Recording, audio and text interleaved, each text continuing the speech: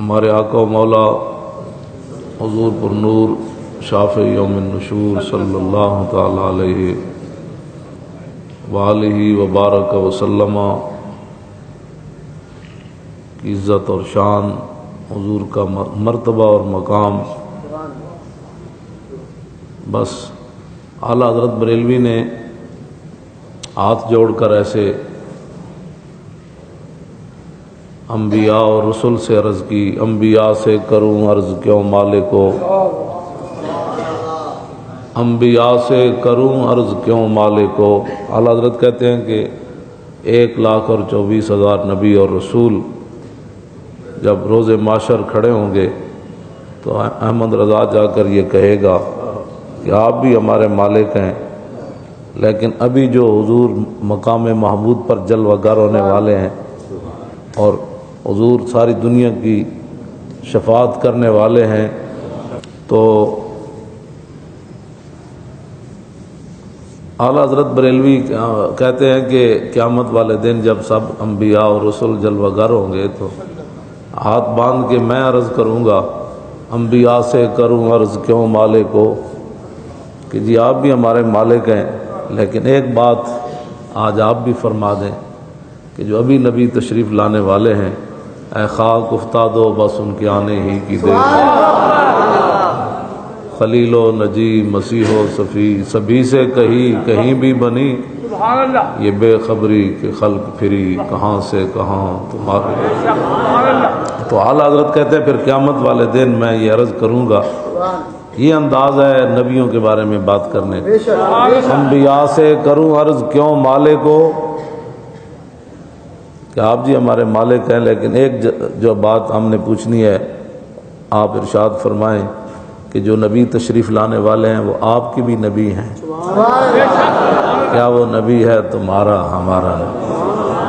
تو بس حضور کی شان ہی ہے اس مسئلے کی اساسیت کو سمجھا جائے، اور کوئی مسئلہ نہیں ہے کائنات میں، بالکل اور کوئی مسئلہ نہیں ہے۔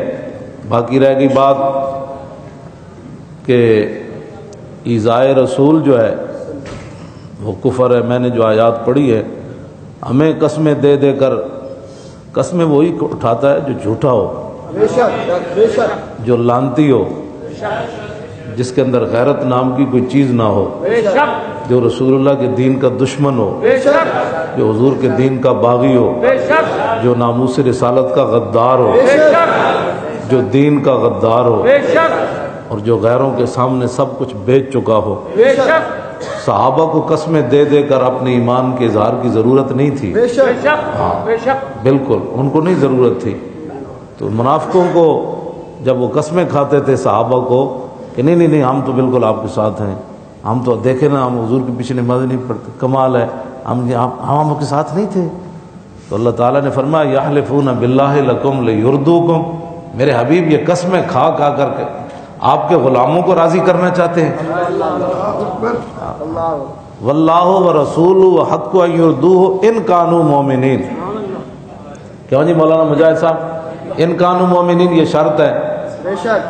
فرمایا کہ اگر تم مسلمان ہو نا تو مسلمانوں کو قسمیں کھا کھا کر مت راضی کرو، اللہ رسول کو راضی کرو، اللہ رسول کو راضی کرو۔ ہمیں تسلی دینے، ہم بھی عاشق رسول ہیں، یہ کوئی باتیں کرنے والی، عاشق رسول ہو تو اس میں کوئی بتانے کی ضرورت ہوتی ہے؟ ہاں عشق تو اپنے فیصلے کرنے میں خود بڑا دلیر ہوتا ہے، عشق فیصلے پوچھ پوچھ کر تھوڑا کرتا ہے۔ نشان راز عقل ہزار ہیلا مپرس، اقبال کہتا ہے جب بھی حضور کا پتہ پوچھنا ہے اور ناموس رسالت کی تو یہ عقل سے مت پوچھنا۔ میں نے کہا پھر کس سے پوچھے؟ کہتا ہے بیا عشق کمال ہے یک فن دارت، جب بھی حضور کی عزت ناموس حضور کا پتہ پوچھنا ہے تو عشق سے پوچھنا ہے۔ اللہ اکبر، ہاں جی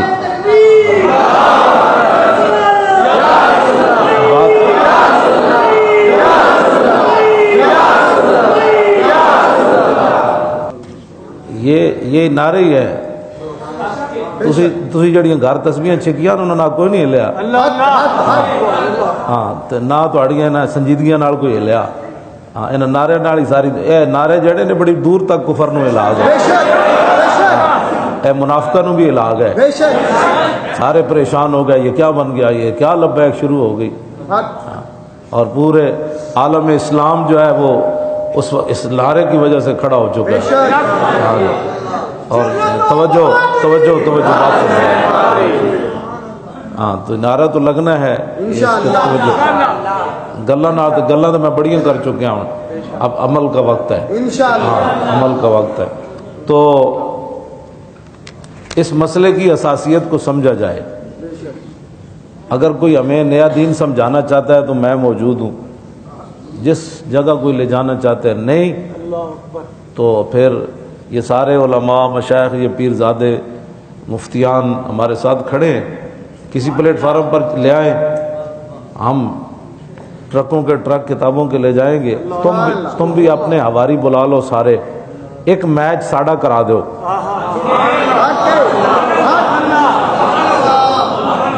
ایک کو میچ پوری دنیا دے ٹی وی آ جان, اسی دساں گے کہ حضور کی ناموس کا مسئلہ ہے کیا. بس ہاں جی, اسی دساں گے میں ناموس رسالت کا مسئلہ, لمبی بات نہیں ہوگی, ایسے مسئلہ حل ہو جائے. بالکل لمبی تو بات ہی نہیں ہم کریں گے. گل ہو وہ سخن ہے جس میں سخن نہ ہو. اسی انہاں دی گل کرنی جنہاں دی گل تو بعد کسی دی گل چلنی کوئی نہیں.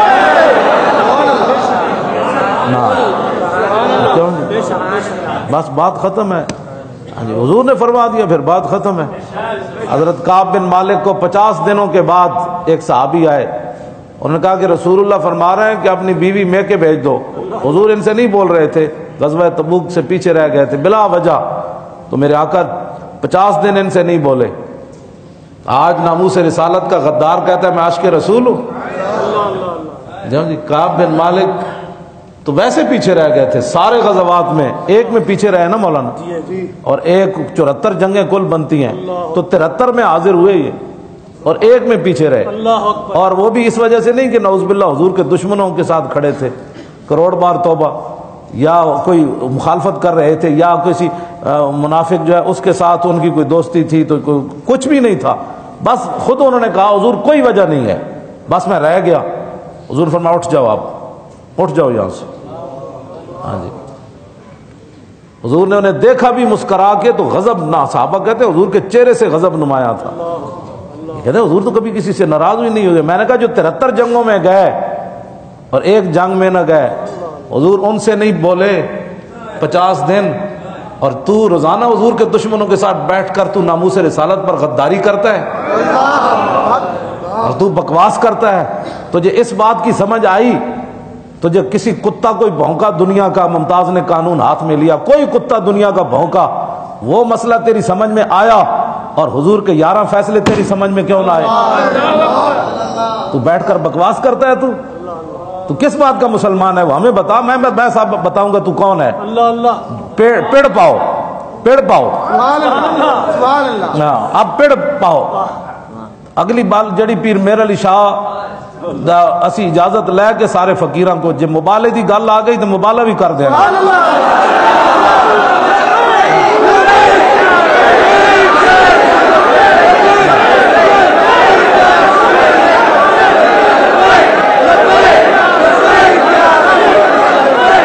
مسئلہ نہیں سمجھ آتا پھر سمجھو.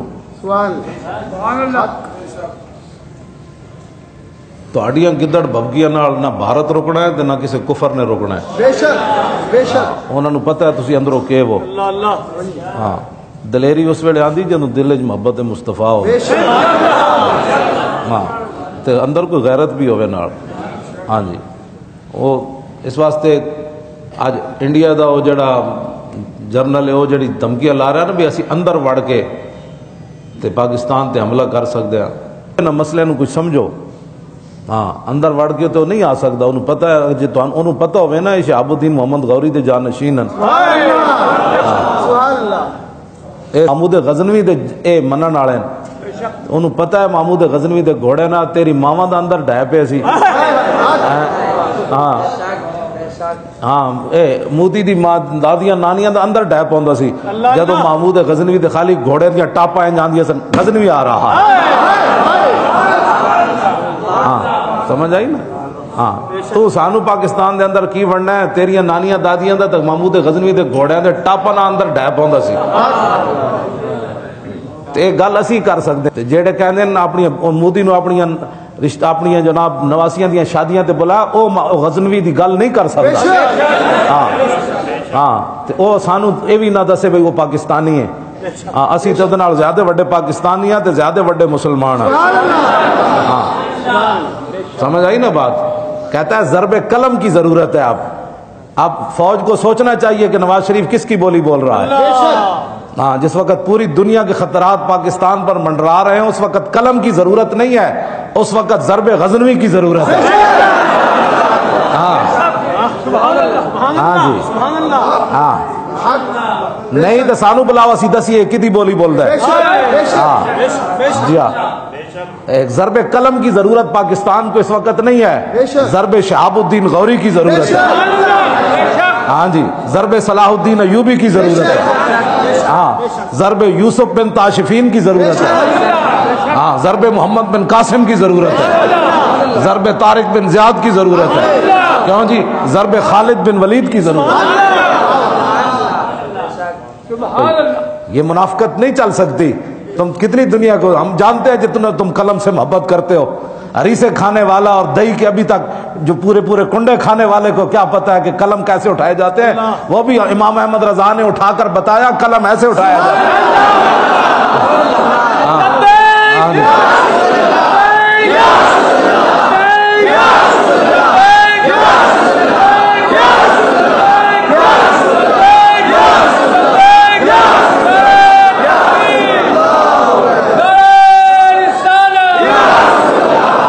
پھر اس قلم کو ضرب بنانے کی ضرورت ہی نہیں رہتی وہ قلم خود پھر بولتا ہے کل کے رضا ہے خنجر خون خار برق بار آدا سے کہہ دو خیر منائے نہ شر کرے تو اس واسطے ہماری بات کو سمجھو اس مسئلے کی حساسیت کو سمجھو نہیں سمجھ تو پھر سمجھنے کی کوشش کرو ورنہ دنیا کے کوئی سکالر لے آؤ جو تمہارے خریدے ہوئے ہیں میں نے یہ کتاب اس لیے رکھی ہے میرے پاس باتیں تو بہت ہیں یہ میری کتاب نہیں ہے یہ جنرل شاہد عزیز کی کتاب ہے اس نے پھر اس کے اندر لکھا 388 صفحے دے ہوتے اتنے جڑے حکومتی مخبر بیٹھے نا وہ آج تو بہت سارے آئے ہونے ان کا حق بھی بنتا ہے جو جس کا کھاتا ہے اس کا گاتا ہے ان کی مخبریاں کریں ان کا حق بنتا ہے تنخواہ جو لیتے ہیں ہاں جی تم تنخواہ لیتے ہو تو ہم بھی تو لیتے ہیں تمہاری کوئی مجبوریاں ہیں تو ہم تو اور بات ہے تم مجبوریوں سے کرتے ہو ہم خوشی خوشی کرتے ہیں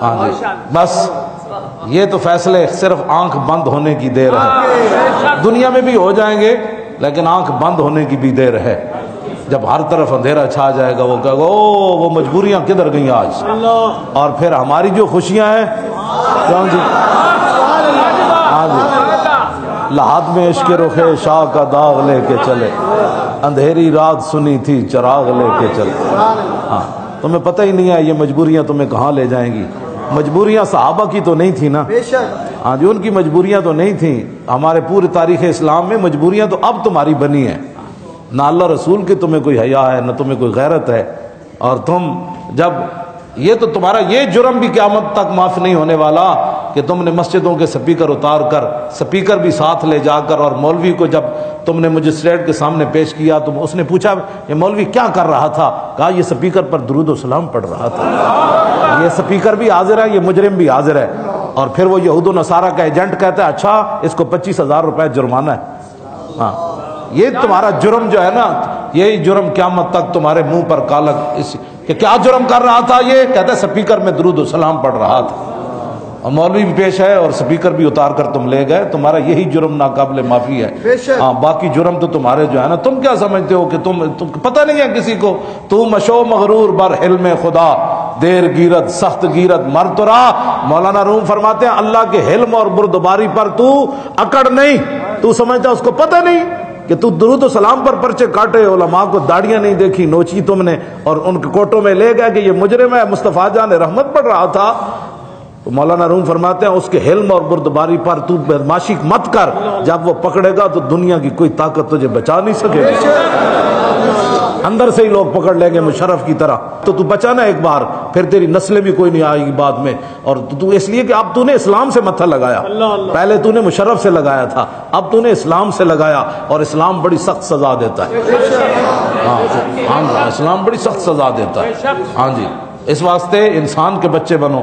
اور یہ میں اس لیے کر رہا ہوں بات کہ بہت سارے ان سے ڈالر کھانے والے اور ان سے مال کھانے والے مولوی اور پیر، جنہوں نے اپنی خانقاہیں بچائیں، اپنے مدرسے بچائے، اپنی مسجدیں ان مولویوں نے بچائیں کہ مجھے کئی مسجد سے نہ نکال لیا جائے یا میرے خلاف کوئی پرچہ نہ ہو جائے۔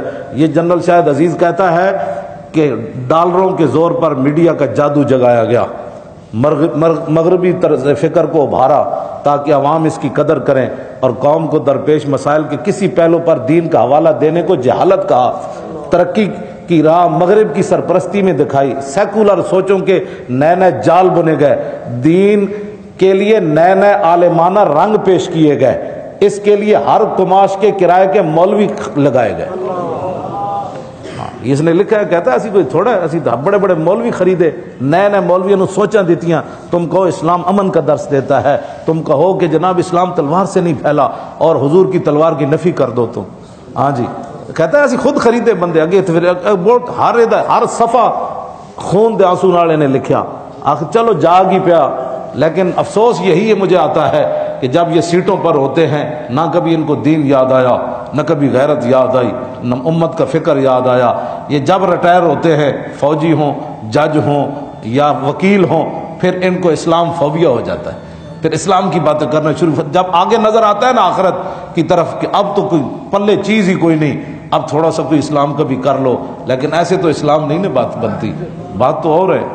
ہاں یہ ڈر جھاکنا تو گل وہ بھی کہتے سن اسی تواڈے نال ہاں، تو جدوں کوئی پریشانی ہے کہتے نہیں اسی تو تواڈے پیچھے ہاں۔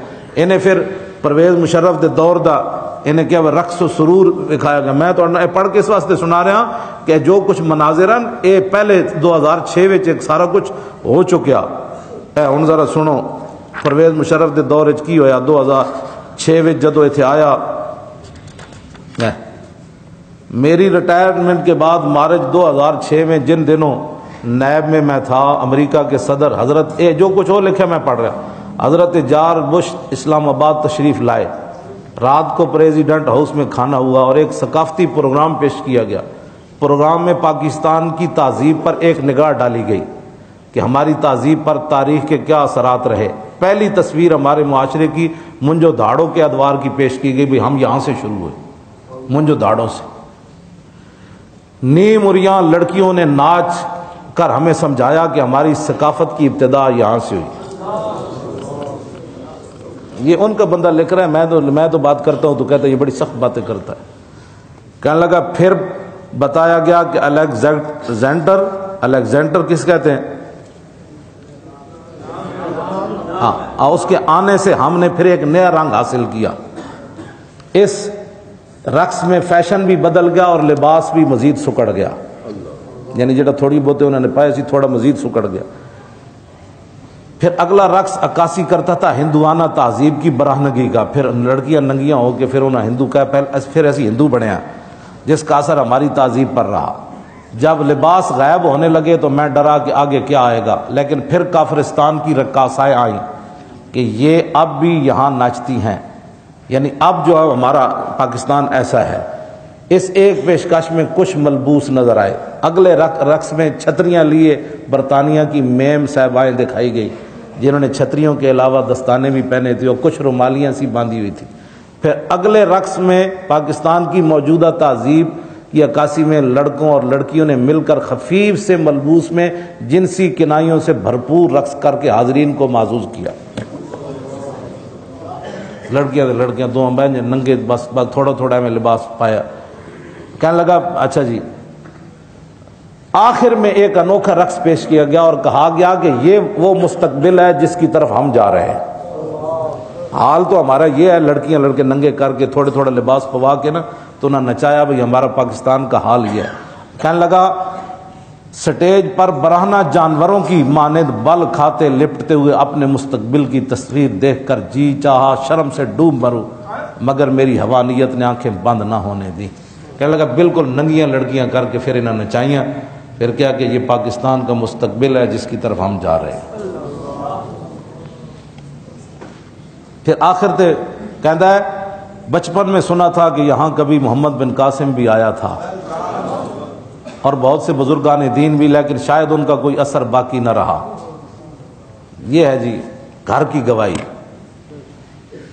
یہ جو کچھ انہوں نے 4 جنوری کو کیا یہ اس کی عکاسی ہے جو پہلے تیار شدہ تھا.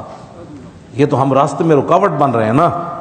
ہاں جی یہ تو تھا کہ اب جو لڑکیاں بھی ننگے نچن گیاں اور حضور کے خلاف جو بکواس کرے گا اس کی شمیں بھی یہاں جلیں گی. توجہ، یہ ساری باتیں. میرا ایک ہی سوال ہے جو یہاں بیٹھے ہیں حکومتی مخبر، کیا تم نے کبھی گستاخ رسول کے لیے بھی اتنا بڑا اہتمام کیا پکڑنے کے لیے؟ ایک سوال ہے، تم جواب دے دو، تمہارے بڑے جواب دے دیں، قیامت تک اس کا جواب دے دیں. کیا تم نے ہزاروں فورسیں کبھی گستاخ رسول کو پکڑنے کے لیے، اس کا گھر تلاش کرنے کے لیے گئے ہو کبھی؟ کیا مجبوری ہے تمہاری وہ ہمیں بتاؤ. 10 20 25 ہزار کی خاطر ایمان بیچ رہے ہو. تم تو 30 ہزار کی خاطر ایمان بیچتے ہو نا. اب ذرا صحابی رسول کا سنو وہ کیا کہتے ہیں. حضرت عبداللہ بن حذافہ اسامی، آپ کو رومی بادشاہ نے گرفتار کر لیا، اور گرفتار کرنے کے بعد وہ کہنے لگا کہ حلک ان تتنصر و اوتیک نصف ملکی. انہیں کہا تو نصرانی ہو جا تو آدھا ملک میں تجھے دینے کے لیے تیار ہوں. مذہب اپنا چھوڑ دے عیسائی. تو صحابی رسول نے یہ نہیں کہا کہ سوچتے ہیں کوئی مجبوریاں بھی ہوتی ہیں. قالا لو آتیتنی جمیع ما تملک و جمیع ما تملک و جمیع ملک العرب. آپ نے فرمایا جیڑا تیرے کو جائے وہ بھی دے دے، اور جڑا ہے وہ بھی دے دے، سارا عرب دے دے، سارا عرب دی بادشاہی بھی دے دے. تو پھر تو کی سمجھنا میں کون ہاں؟ ما رجعت عن دین محمد طرفۃ عین. آپ نے فرمایا کہ سارا کچھ کائنات کا دے دینا.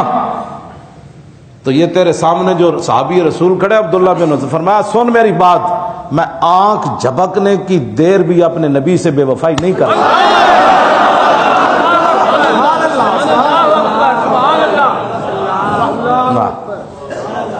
آنکھ جھپکنے کی اتنی دیر لگ دی.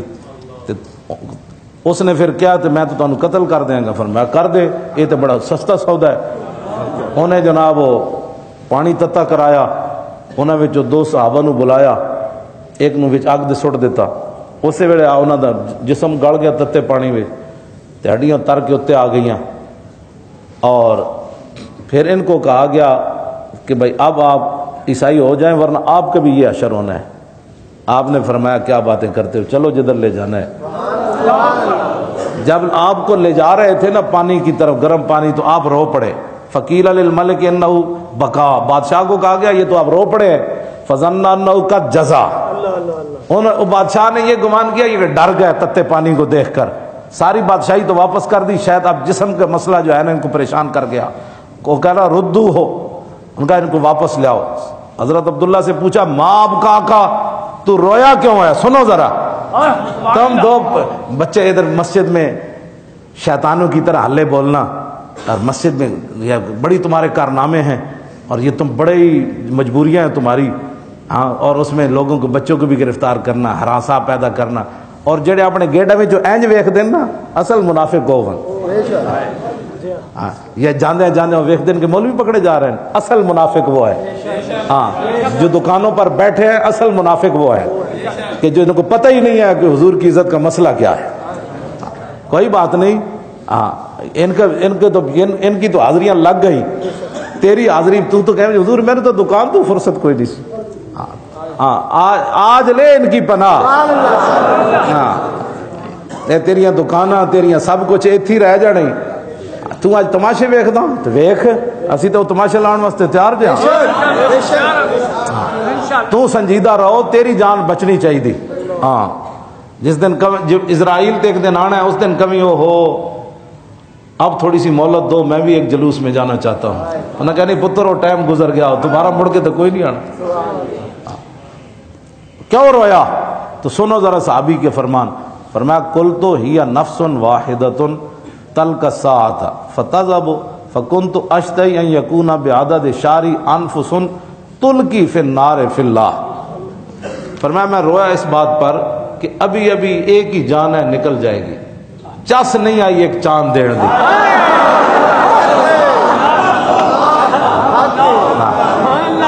ایک جان دین دی مینوں چس نہیں آنی. ہاں میری میں رویا اس لیے کاش کہ میرے جسم پر جتنے بال ہیں ان کی تعداد کے برابر میری جانیں ہوتی تو پھر کوئی چس آتی اللہ کے راستے میں.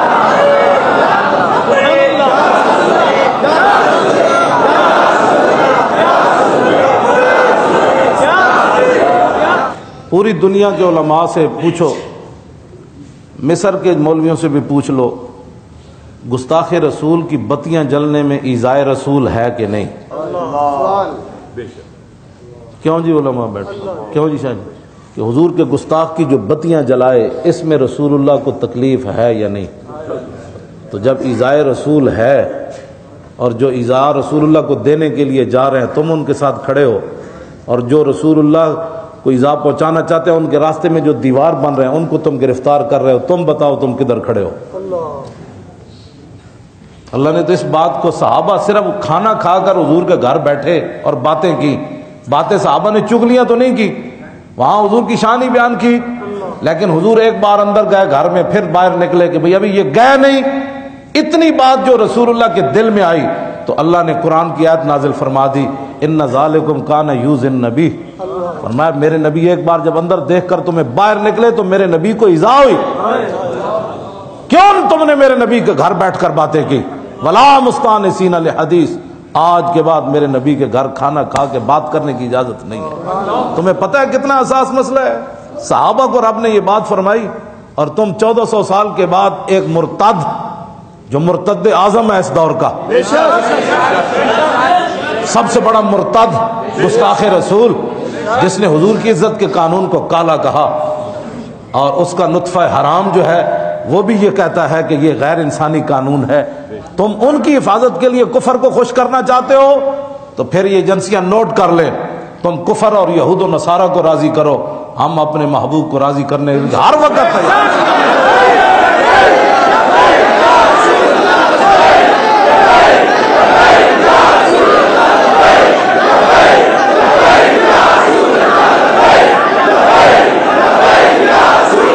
تو اسلام قربانی کا ہی نام ہے.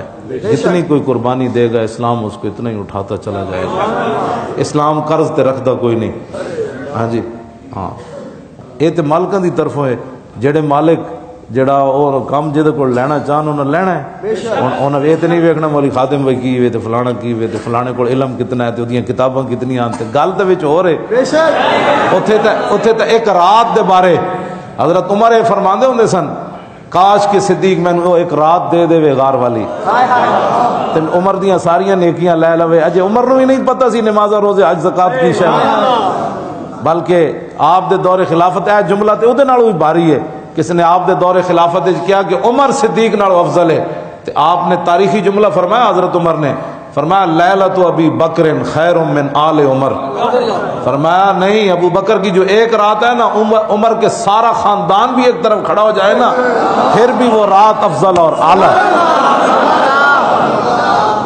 اس رات صدیق اکبر نے حضور کا پہرا دیا. تو یہ رات کہاں سے جائے کہ زاہداں بہزار اربعین رسن. مولانا سے حسد کوئی نہ کرے، یا جو اب جیلوں میں رہ کیا ان سے پیچھے رہ جائے پھر حسد کرے جی میں تو برابر نہیں ہو سکتا. ہاں سمجھ آئی نا بات؟ حافظ شیرازی کہتا جائے کہ زاہداں بہزار